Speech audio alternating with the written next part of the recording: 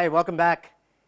I'm joined here with Sanjay Wagle, who is the partner and co-founder of Lightsmith Group, based out of New York, and Karthik, who's the co-founder and CEO of WayCool. Super excited to have both these gentlemen on stage with us today. Of course, Sanjay is piping in from, I believe, Arizona, somewhere a lot hotter than certainly where we are today in Mumbai, which is raining, by the way, just so you know. Very odd to be on early December and having rains. Let's get started. You know, Karthik, we invested in WayCool about 18 months back, and the time we took to invest, it was mind-boggling, the kinds of challenges facing the agriculture ecosystem. And there's so many different things that you could actually attack. What are the things that you thought about as you started WayCool, and today, as you think about WayCool in the future, that you're trying to address? What challenges are you trying to solve and tackle? Prashant, like you said, when you look at the food supply chain in India end to end, it looks like there are many problems to solve, and therefore how do you prioritize, right? The government has historically been prioritizing production and yield improvement. Right. The fact is that we're a food surplus country. We produce more than what we need, but we also lose about as much as what Brazil consumes in a year between production point and consumption point. That is the larger problem to solve in this supply chain. And there are a number of attempts, a number of peers of ours who are working at discovery, at financing and other factors. This is an 8 millennium old supply chain. What's left to discover? These are commodity-like products. So what's secret about the pricing? Where does the inefficiency lie? Where are we losing 35% of what we produce? And that's really in the supply chain. These are long fragmented supply chains, and consequently the flow of material is broken up, and the flow of information back and the flow of money back is also broken up. Technology enables us to build a single integrated supply chain. And in the basics of classical supply chain that we all read in our MBAs, there's something known as the efficiency frontier. Any good supply chain with the current state of technology trades off on either efficiency or responsiveness. If you're very responsive, if you're able to fulfill your customer's demand, consumer love as it's called nowadays, if consumer love is unconditional and you want to get it at all costs, then you suffer on efficiency. You either carry too much inventory or you suffer too much wastage in a perishable good. If you're on the other hand focused on that, you lose a lot of consumer love in terms of efficiency, and that's called the efficiency frontier. What we're very focused on is the application of technology, because the only way you can push out the efficiency frontier and achieve new levels of efficiency and responsiveness is by applying technology. The companies that get this right will be toasted. The rest will simply be toast. Our focus is purely to apply technology to push out the efficiency frontier, and that's what we've been up to for the past 6 years. My biggest learning, at least in the early days of discovery of WayCool, was the fact that I had no idea that India was a surplus was a surplus producing nation, and yet we've got hundreds of millions of individuals who are starving, and that's really sad. Sanjay, yes. This is India is a new opportunity for you. India is a new market for you. As you've looked at WayCool and the agri-tech space, what is it that attracted you about India and specifically about WayCool? Sure. So first of all, Prashant, really nice to see you, and Karthik. Sorry I can't be there with you in person. Our firm, Lightsmith Group, focuses on investing in climate adaptation. And we like investing in technology companies that can help us assess and manage the increasing risks and impacts of climate change. And so we started looking, first of all, at India as a large growing market, but also as a country very exposed to the effects of climate change, droughts, heat waves, storms, floods, all of the effects of climate change, and particularly in agriculture and food. And we started looking at the food supply chain and realized how disaggregated, inefficient the current food supply chain is, and what growth business opportunity there was in serving those needs, but also what an impact opportunity there was if you could build a more robust, efficient, and resilient supply chain. And so really most of what I've learned about the food supply chain, I've learned from Karthik over the last 6 to 9 months. And I would say Karthik and the team are one of the biggest reasons we chose to invest in WayCool. Sanjay, you know, your comment about climate and flooding couldn't be more timely.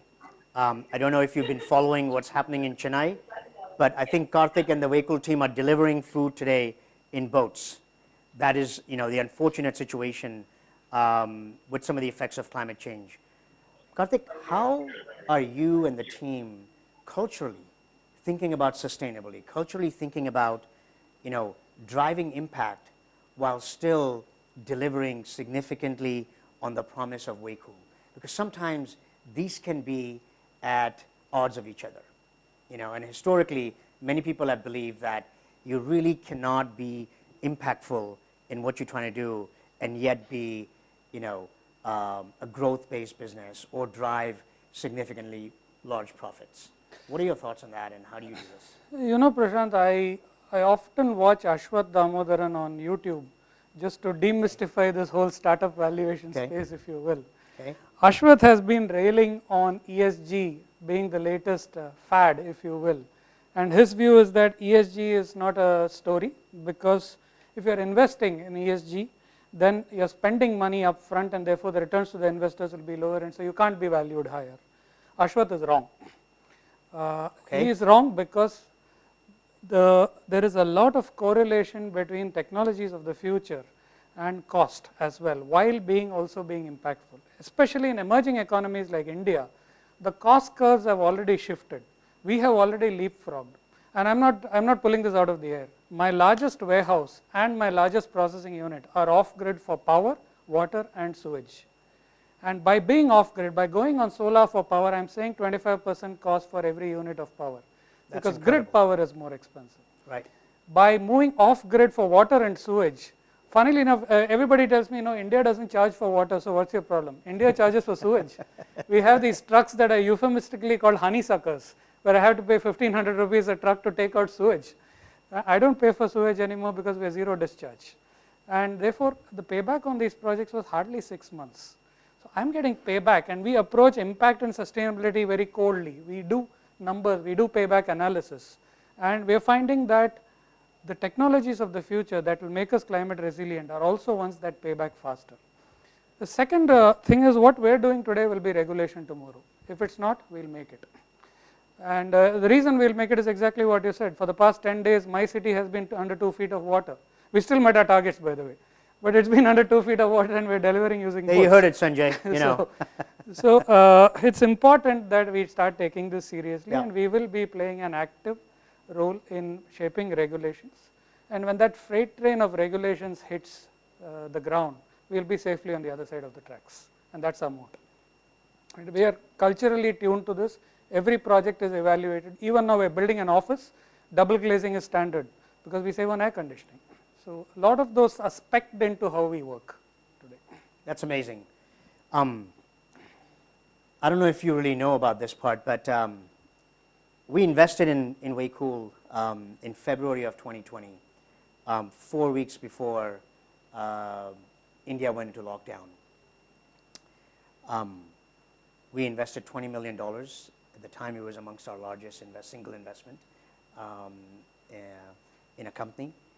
And I can tell you that we were scared shitless.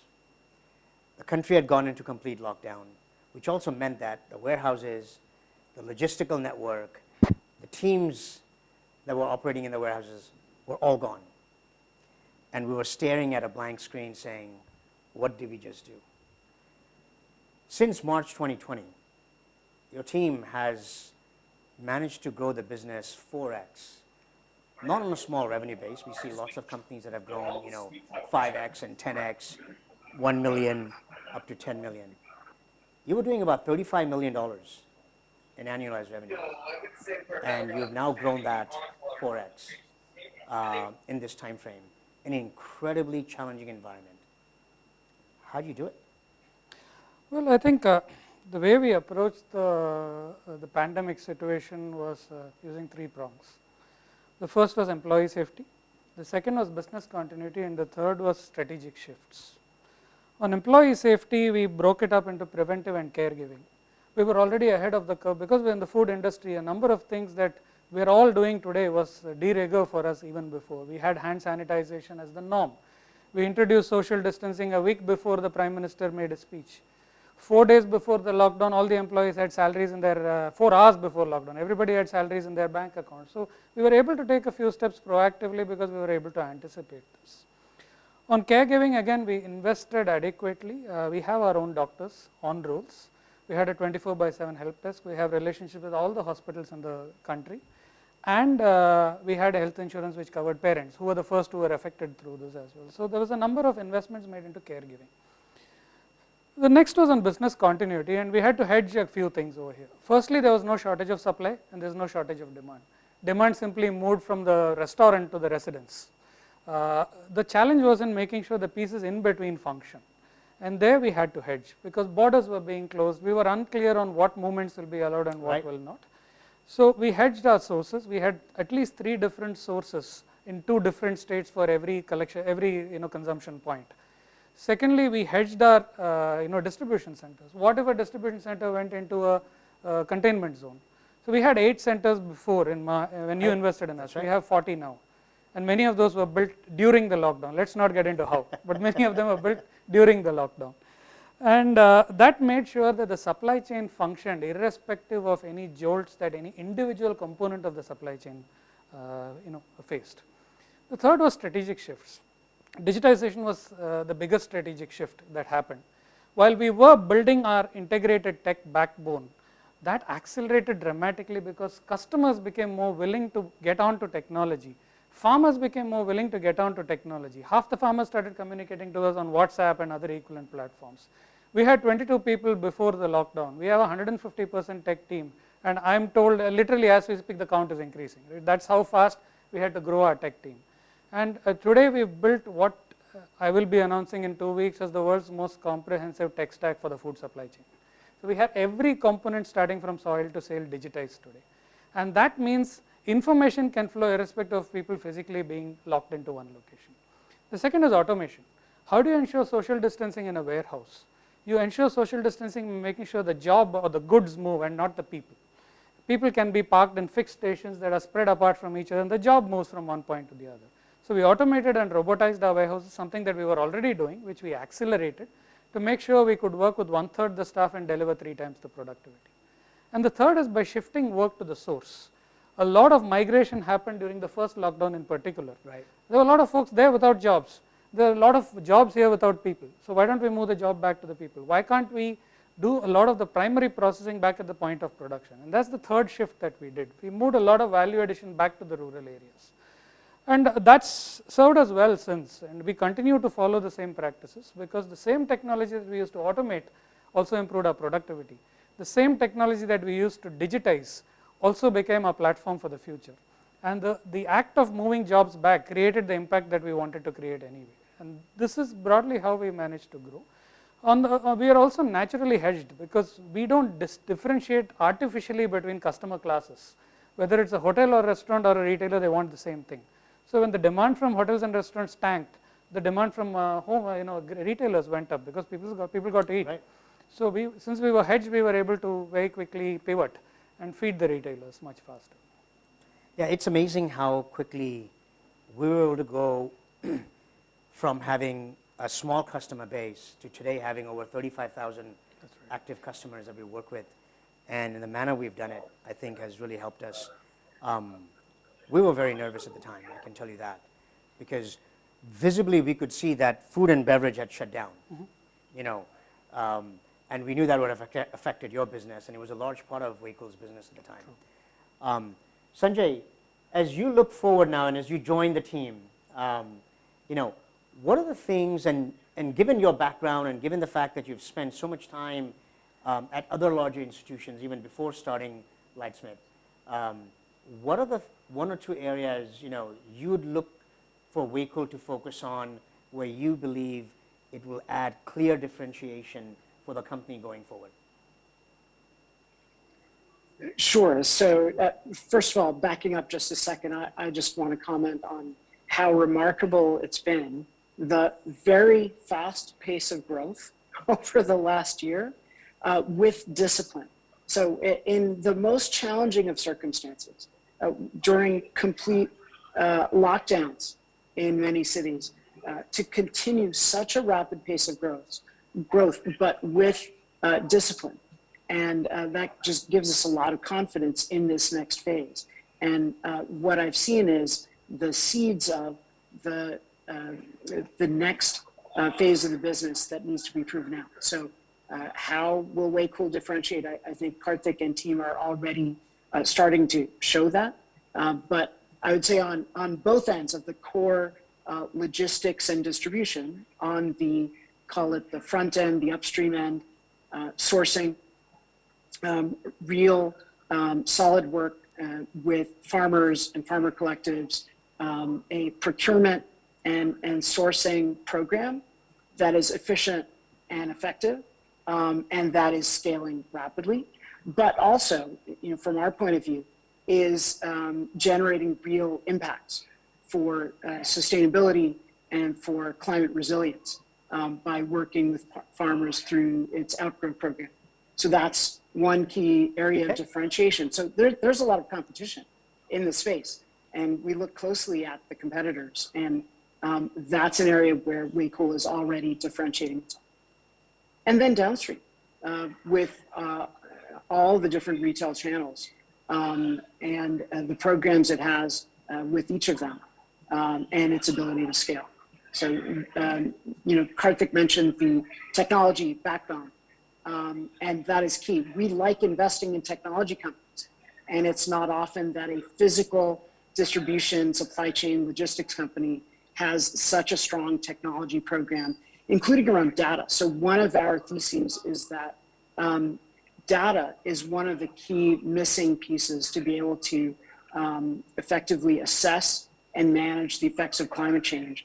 And the data that with farmers, and with retailers, the data that WayCool is building is actually a key competitive advantage. Super. Karthik, we have one more question. During the pandemic, and as India at one point seemed like it was, in the clear, you made a statement to the team and us that we're going to be a $6 billion business. Not valuation, but a $6 billion business. What is your confidence of us achieving that, and what would be one or two things that you believe we'll need to do and invest in to get there? I think we will get there for sure, Prashant. I think while we've given a very safe target to you, we have always had much higher internal targets, and I think the team has demonstrated. 6 billion safe, I love it. Well, you'll see more, that's just the trailer, but yeah, I think we'll hit our targets for sure. We don't miss targets as a company. But I think what's more important is, are we doing it the right way? Are we putting the right inputs in place? At the heart of this will be the tech that we have built. Today what we have what's called as a minimum viable product. We need to make this substantially robust and substantially scalable as a platform. And that's where a lot of our investment will go into. And the intent here is what Sanjay described, right? It's not just growing, but growing with discipline. There are companies today that actually have, they from the consumer internet background, they have a great UX where the retailer places orders on them, it's very slick and smooth. But you are running your warehouse off an Excel spreadsheet, and you are running your accounts in Tally. That's like a man hiding inside the ATM and throwing out money. Right? You'll lose more material through the back door than you'll sell through the front door in such a situation. So we've solved for that with an MVP, but now we've got to make it robust and scalable. That will be the first investment that we do. The second is, now that I have a platform, I have an operating system that can move pretty much anything related to perishables and food. We add more and more commodities that we can move through this platform and go into the same target client base that we have, and therefore capture a greater share of the client's wallet, while making sure our supply chain becomes more and more efficient by taking more and more throughput. We will do this both by building and by buying. We have a number of potential acquisitions lined up and investments lined up, which we will execute over the next 12 to 18 months. And we also have a number of builds lined up, which we will do organically as well. We will remain concentrated geographically. We are focused on southern and western India and the diaspora that moved out of southern and western India, for example, in the GCC. What we have learned is that what we built in southern and western India is exactly replicable in the GCC countries, and the audience is the same. So, that will be our audience. We hope to reach every household, and we hope to be part of the shelves of every household eventually through our retailers and through our hoteliers and others, but that will be our focus. Super. Sanjay and Karthik, thanks again for taking the time today, and Sanjay in particular, given it's a very odd time right now. So appreciate both of you, and really look forward to building a great relationship together and a business. Thanks, everyone.